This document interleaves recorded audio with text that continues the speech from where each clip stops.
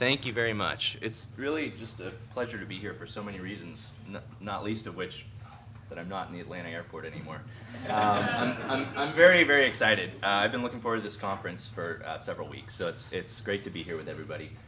And I'm very excited to share the work we've been doing. I want to introduce you to the team that has been a part of this work.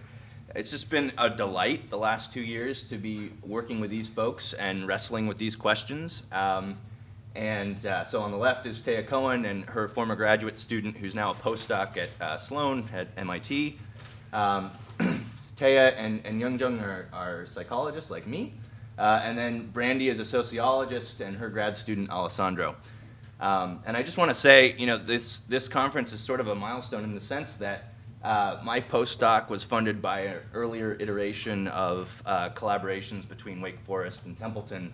Taya was a former award winner, and Youngjung, a lot of the work she did with Taya actually, I think, propelled her into her current postdoc. So I just want to start with a note of gratitude and say that I think that these kinds of opportunities have really given me a lot of my career and a lot of people on this slide. So thank you to everybody.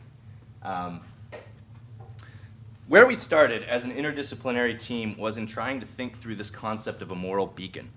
We were really taken by it, both because we think it's a rich metaphor for the questions we're going to study, but also because of its opportunity to be interdisciplinary. We saw in this idea of a moral beacon constructs that related to sociology as well as psychology, and so it was a very ripe place to study these questions and a great team for studying them.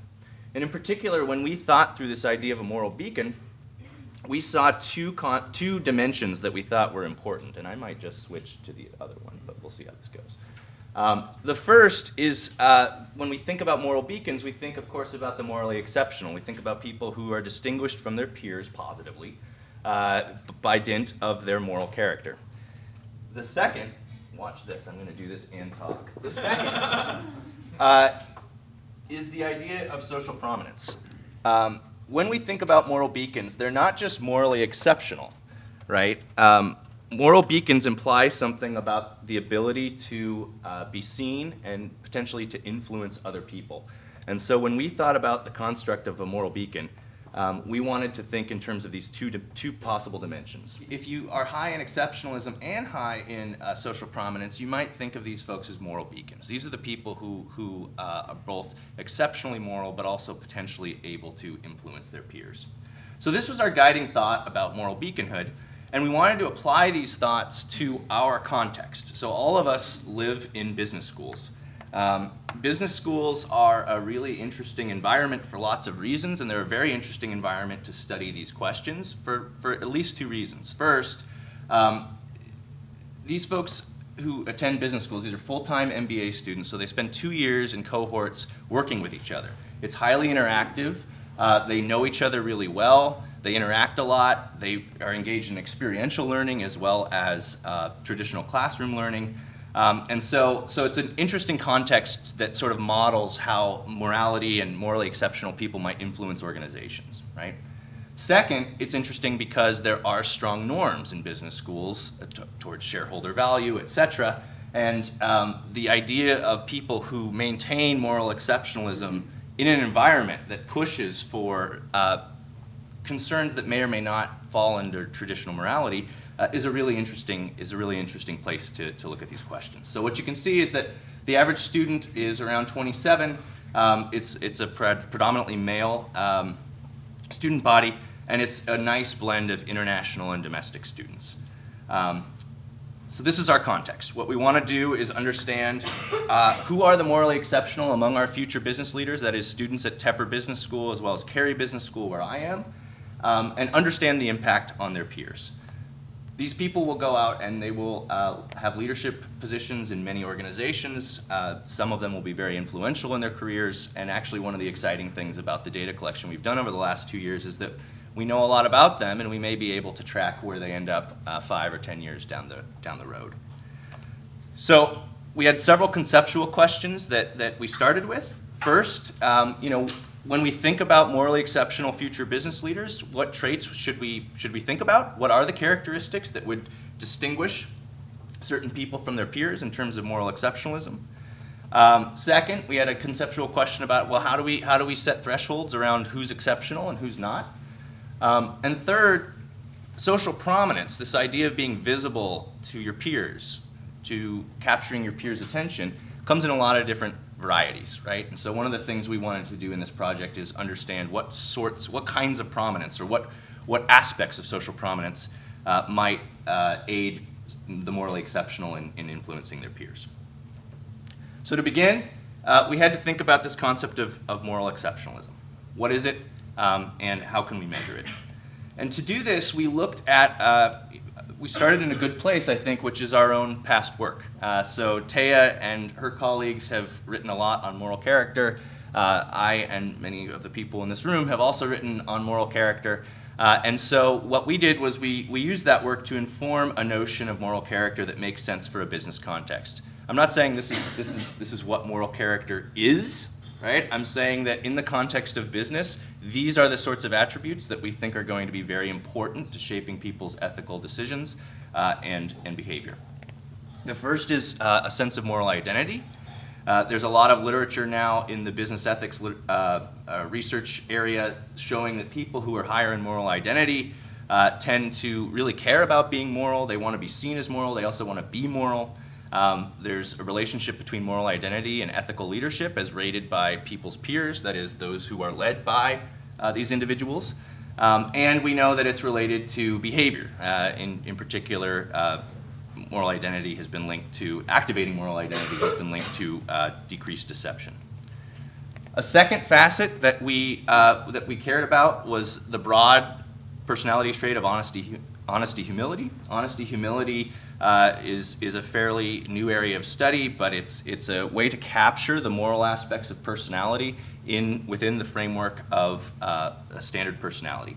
So we know that people who are high in honesty, humility are more sincere by definition. They're more sincere, they're more greed avoidant, they tend to care about fairness, and they're more modest.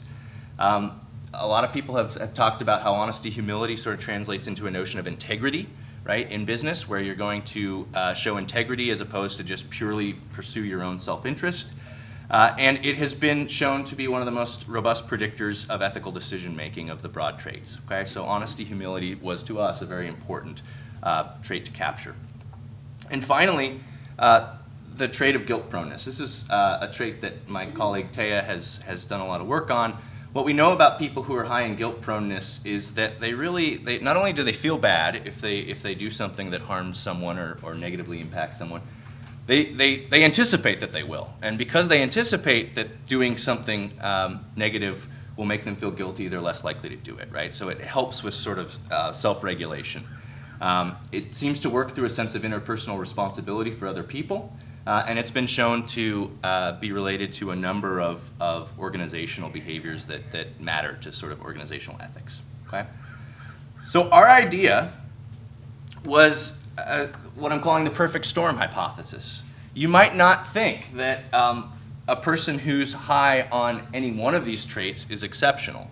But the idea we played with was what would happen if a person was distinguished from their peers on all three. That is, what about a person who is highly guilt-prone, has a strong sense of moral identity, and is very high in honesty, humility? To us, that felt like a robust notion of character and a place to start with understanding who the morally exceptional might be.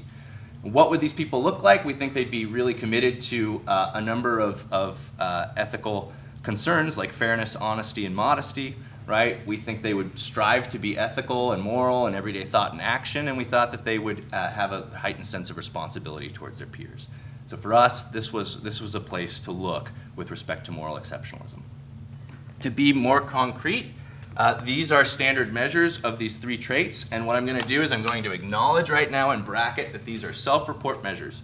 And I know there are concerns with self-report measures. We can bracket those and come back to them at the end.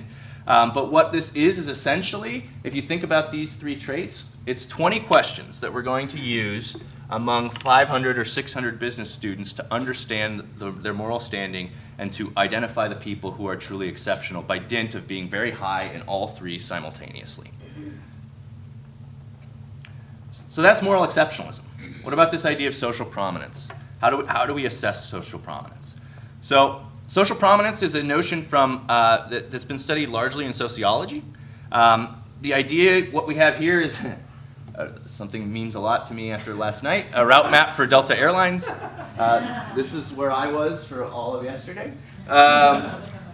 So the idea of social networks, right, is the idea that you can map out who's connected to whom and how strongly, right? So just as you can do that with an airline and you can say that, oh, Atlanta seems to be central and it's a hub and it connects a lot of other places on the map, you can do it with people, right? You can assess how closely tied individuals are to one another, and you can map out who's socially prominent, that is, who's getting the attention of their peers. We know from past research that social prominence really in organizations equates to informal power. People who are highly socially prominent are very powerful in organizations. They have more job opportunities, they're information brokers, they engage in more innovation in the organization, and there's some research actually suggesting that formal power structures are actually sustained through these informal social networks, right? That it's the informal social network, it's being central, it's being attended to, that actually is the stuff of formal power, okay? So this is conceptually what social prominence is, but what is it operationally, right? How do we measure it? We looked at a couple different ways of thinking about this, right? A couple different ways of thinking about what it means to be prominent. The first is that you just spend a lot of time with these people, right? And so you would map out the network in terms of who spends time with whom and who are the people who are being spent time with the most, right? The second, now that's sort of a situational, especially in our business context, it's sort of a situational notion of prominence, because it doesn't mean you actively seek out these people or you want to be with them, it just means you spend time with them. A richer notion of social prominence, I remember 2 years ago, Candace, when we introduced this as our measure of social prominence, told me, I think she said something like, it hurts me that you would measure social prominence that way. So it went away. And instead, I don't want to hurt Candace. She's a lovely person. And so we went back and we talked about it. We said we need something richer. We need something deeper. We need something that reflects the quality of attention, not just who's spending time with whom, but what's the quality of that attention. And so one way that sociologists have studied those sort of qualitative differences in attention is looking at influence. That is, who do you actually adjust your beliefs and thoughts, or in response to whom do you adjust your beliefs and thoughts? And so what we did, and I'll talk about the methods in a minute, was this is how we operationalized social prominence, right? Who are the people who are really influential to their peers? So what do? We did a 2-year empirical project. We collected data from over 500 full-time students. This was part of their normal classwork, so experiential learning is a big part of the MBA curriculum, and so everything we collected was used in the classroom to demonstrate ideas, demonstrate research, and it was really a rich opportunity to collect data, both because you have a captive audience, but because you also have people who are constantly in connection with one another, and so it's a really rich way to look at these questions. We have data on their personality and their moral character. We have data on their trustworthiness and their trust behavior. We have their responses to business cases, that is, whether they saw moral implications in certain business choices that they might make. We have a lot of data on what their peers think of them. And then, of course, we have these social influence networks. And so we collected this over 2 years. And we're going to use these data to inform three classes of research questions. The first is our 2x2 moral exceptionalism, social prominence. Is that model empirically viable? Are these things really independent from one another? Can we think about moral beaconhood in this way? Whom do we capture when we use this as compared with other methods of identifying the morally exceptional? So what we'll do is compare this to peer nominations of who's a moral beacon, and we can look at that. The second class of empirical questions was just understanding, it's probably the most important one, understanding the role of moral exceptionalism in how individuals are thinking and behaving in the business ethics landscape. So we want to look at their trust behavior, and we also want to look at whether social prominence, as distinct from moral exceptionalism, has any bearing at all on how people act, or is it just something about the way in which other people perceive them, if that makes sense. And finally, we'll explore this question of moral transmission, which is the idea, if you have these morally exceptional people in a group of decision makers, for example, does it matter? Right? There's a lot of reason to believe it doesn't. Organizational scholars tend to be highly structural. Everything's structure, structure, structure. What difference do people make? Well, we can speak to that. Okay? So we can look at whether these people are actually influential to their peers.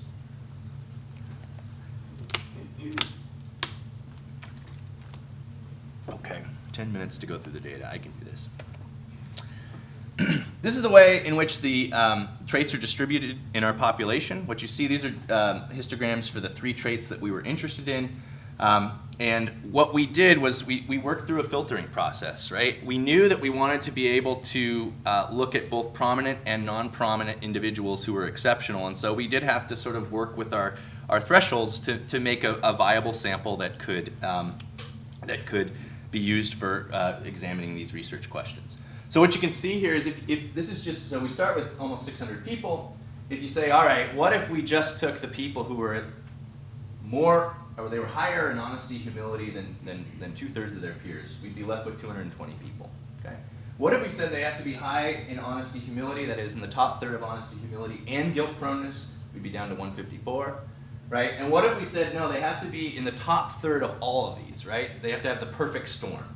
We get 91 what we're going to call morally exceptional individuals. Are they truly morally exceptional? I hope by the time I go through the data, you will agree with me that there's something different about them and it's worth studying. This is how they look. Okay, so if you just want to say when we break people out into the morally exceptional and the rest of the sample, what you see is a few interesting things. First of all, they max out the scale on moral identity. Everyone in that group says that they are supremely concerned with being moral. They are high in guilt proneness, much higher than their peers. They're high in honesty, humility, and they're disproportionately female, which is consistent with a lot of organizational ethics work. That there tends to be gender differences when you look at ethics in organizational settings. So that's the morally exceptional. That's who they are. That's just a splice of it. If it feels impoverished, I think that's okay. I think one of the advantages of this is that we're using 20 questions in people's MBA curriculum, and what you'll see is it's going to account for a lot of variance in ethical behavior. Social prominence, what we've done here is mapped out one of the cohorts in our sample, right? And so there's a few things to know. Each node is a student. Okay? Each line represents influence, right? So, for example, this person says that this person influences them a lot. Okay? And then where you are in the network map matters. So people who are at the center are more densely connected, right, to other people. They're the influencers, right? And people on the outskirts are more disconnected. They don't influence their peers as much. You can weight that. So now what we've done is made the nodes smaller if they're low in influence and bigger if they're not. Here's the most influential person. That is, this person is connected to lots of people. Lots of people say, when this person says something, I adjust my beliefs and thoughts in accordance. And here's the poor, least influential person, right? Very, very disconnected. There's only one person who says that they're influenced by that person. That's me. No. Okay. So, what does this say about the empirical viability of our model?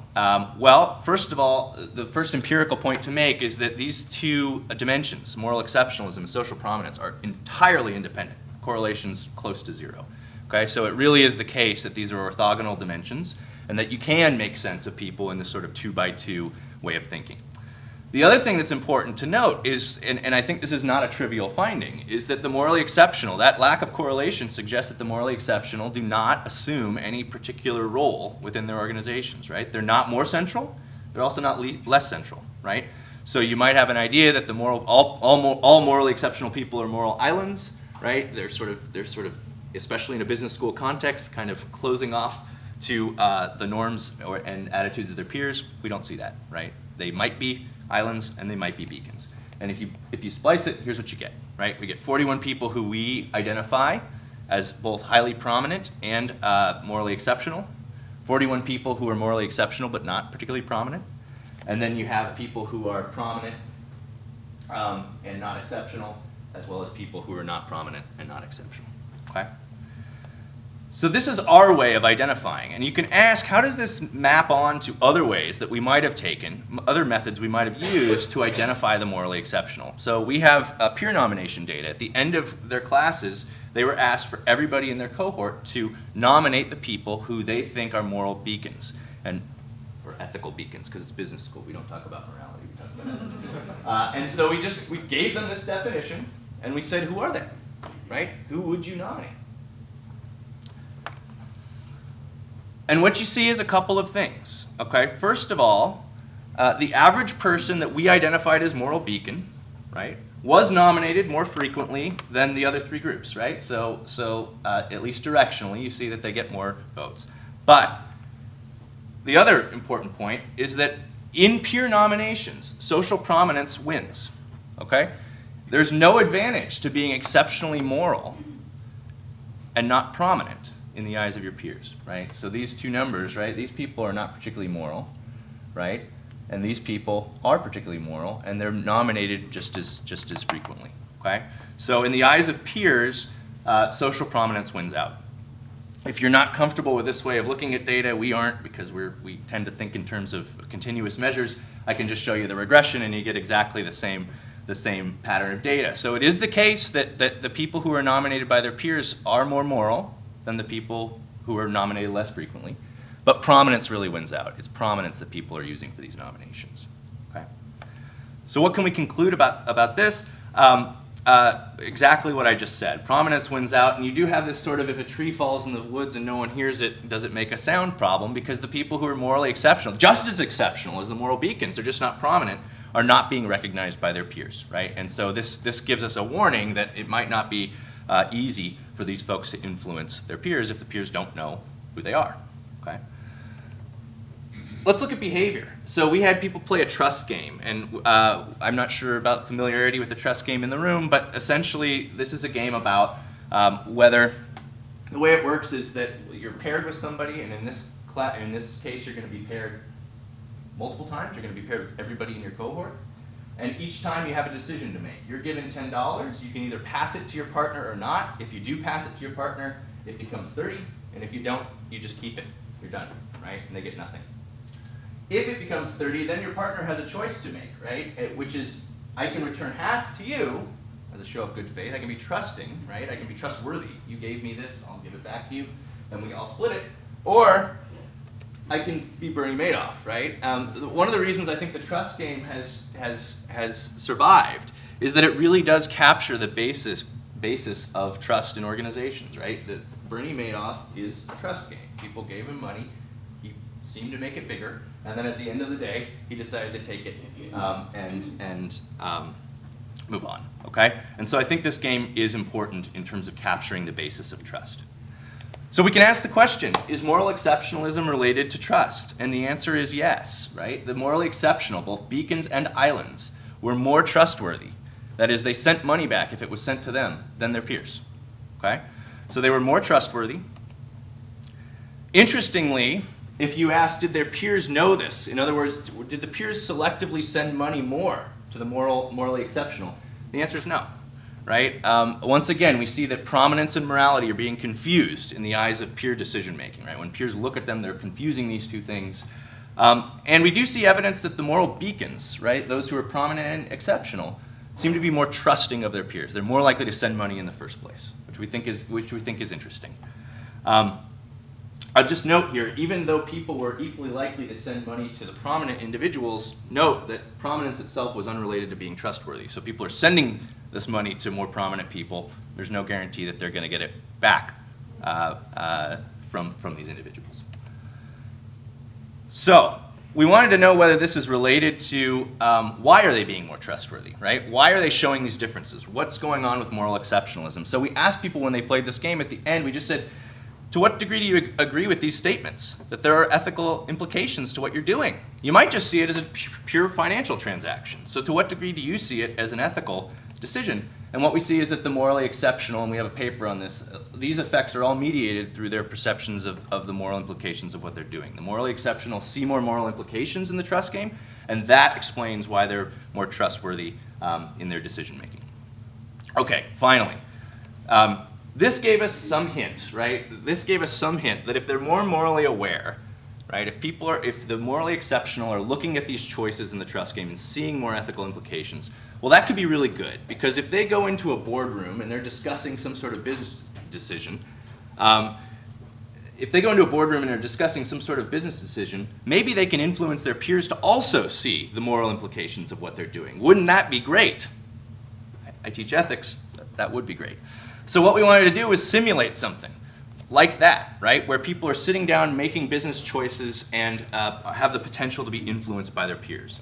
We gave people a couple of business cases. You don't have to read this. This is a case where a company is facing real financial struggles and they have to make a choice about whether to go back on their promises to their retired employees on their health benefits, right? And so you could look at this case and say, well, there's a lot going on here. There's a lot to consider. In particular, you could say there's these 5 things to consider. We pre-tested this on MTurk to get what are the major considerations. And what you see is that 2 of these considerations are we're going to call them ethical, moral, right? That is that they mention dishonesty, violating integrity, and also they need to protect employees, essentially reduce harm. And then 3 of them are not particularly ethical, right? So what we had people do was they read these cases alone, at least 3 hours before class, ideally a week, but can't control that stuff. And we had people rate how much those considerations mattered to them. Then we had them come to class and they got randomly paired with people and they had a discussion about the case, and then they re-rated how much those considerations matter. So we can ask, did having a discussion with the morally exceptional or with moral beacons, those who are prominent and exceptional, change people's thinking about these cases? These are preliminary data. We're doing much more sophisticated analyses, but I wanted to give you a hint of what the data suggest. First, what we see is that moral awareness fades from time 1 to time 2. That's a general trend. People, after these conversations, on average, are less concerned with morality, unless they have had a conversation with one of the morally exceptional groups, moral beacons or moral islands, right? If you had a conversation with the morally exceptional, your attitudes don't change. You care about morality just as much as you did coming in. It's when you talk to the morally unexceptional, right, average people or local celebrities, that moral awareness goes down, okay? So what are my preliminary conclusions? They're these, okay? So these are the research questions we sought to answer, and here are our answers. Do we have a viable model of beaconhood? Yes, I think we do. It's empirically, these dimensions are distinguishable from one another, they're independent, and it's a fairly easy way to assess moral exceptionalism in an educational setting. Whom do we capture using this model? One of the big advantages is we're able to identify moral islands, people who are exceptional but not prominent, and these people would not be identified if you simply asked a group of individuals who are the most moral beacons, who are the moral beacons in your cohort, right? We would totally lose the moral islands, so we're able to capture them with our way of doing things.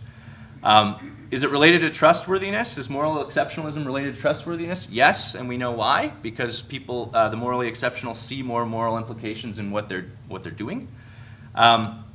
Social prominence doesn't really seem to matter that much with respect to actual ethical behavior. It matters in people's perceptions.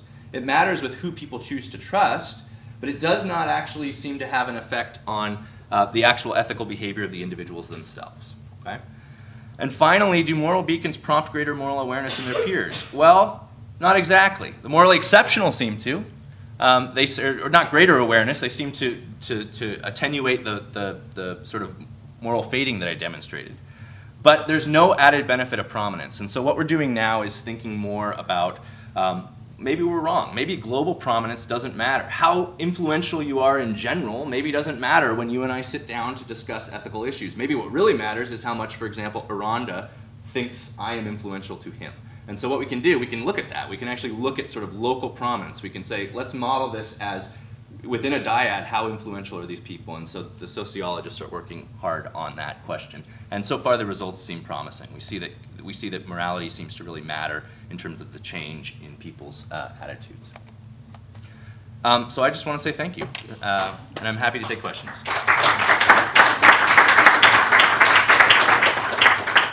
Yeah, I'm, I guess, a little bit hurt about how you changed your definition of prominence.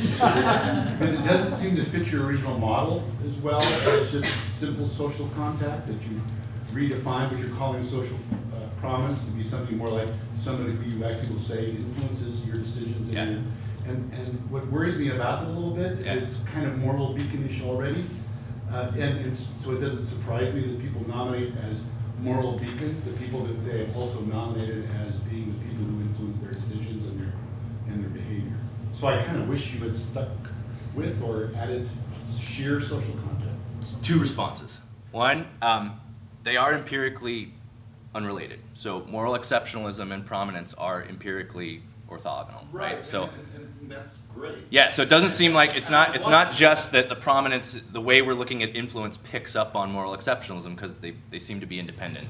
Right, but when you find it's the prominent people who are influenced or seen as influencing, that's the content they're worrying about.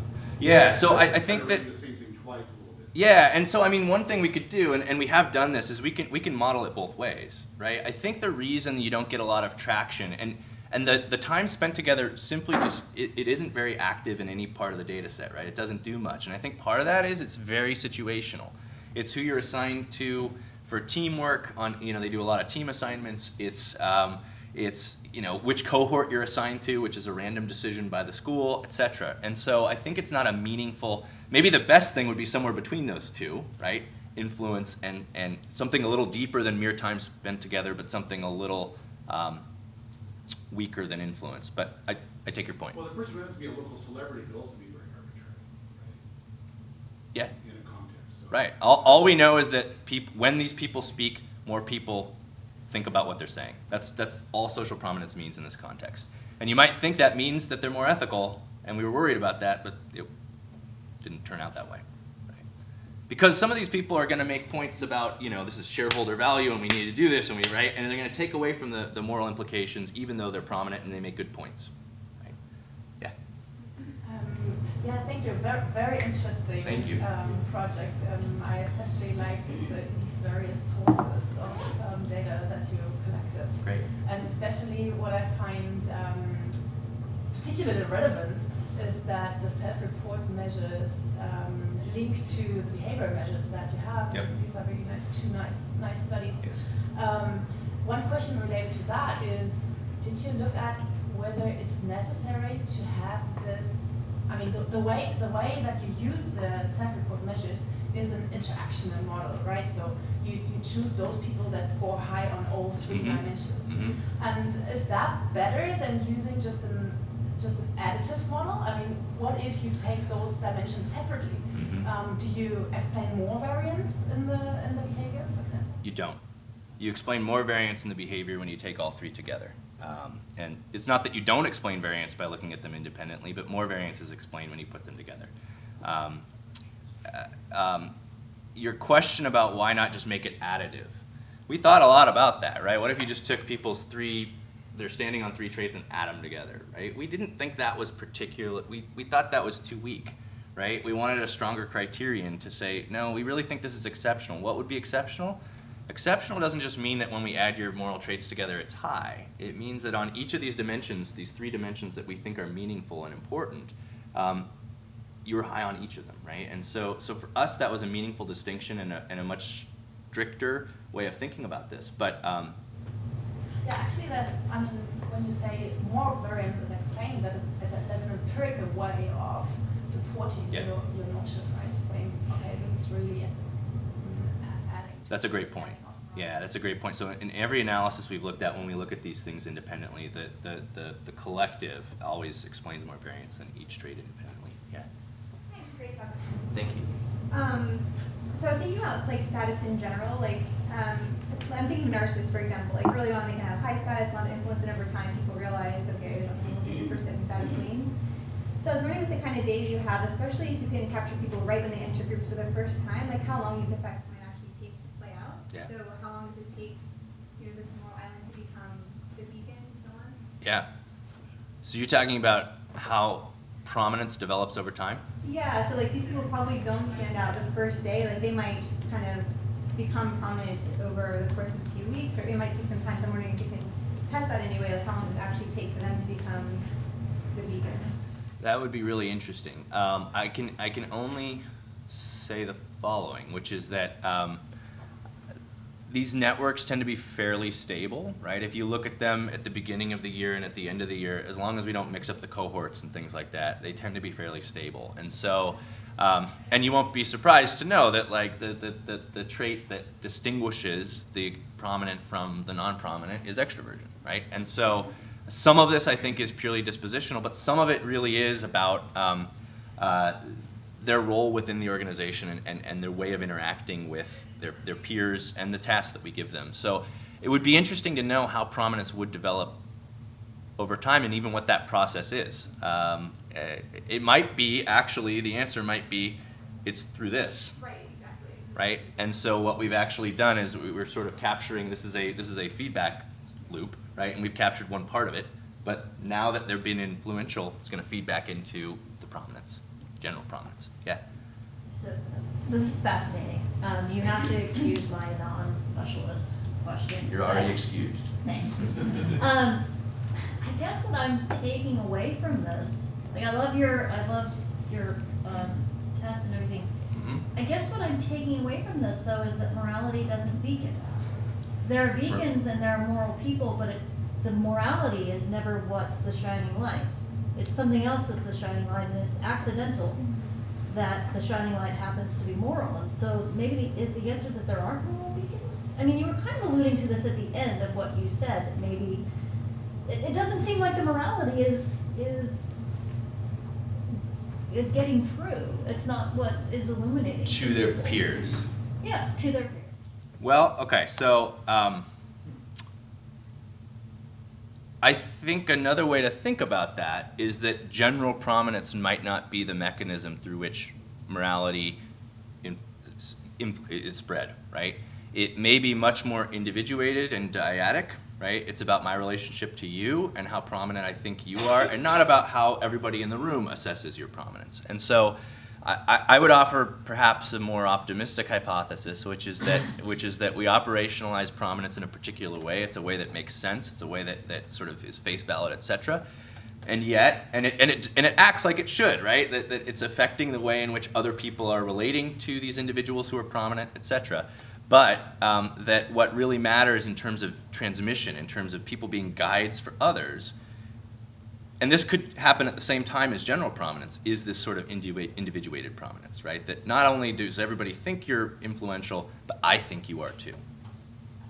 I wonder if, this would be super hard to measure, but I wonder if the way it might beacon would be when that socially prominent person is a leader, if the people under them come to develop more moral habits as a result of that leadership over time. So that would be super hard. Well, people have attempted, and there are data on this, and there are positive effects that ethical leaders, under the right circumstances, do affect the ethicality of the people that they lead. And so there are some initial findings in that regard, but as you said, it's a very tough thing to assess. Yeah. No. Just real quick, I just wanted to get your impression about another potential connection, and maybe there are some studies out this on already, but it seems like another thing that could feed into social prominence morally is acts of moral abhorrence, of where somebody does something transgressive as a way of gaining social prominence, just because that sort of the prominently negative aspect of that act gets them attention, and so it seems like it would benefit and feed into that kind of networking relation there. I don't know.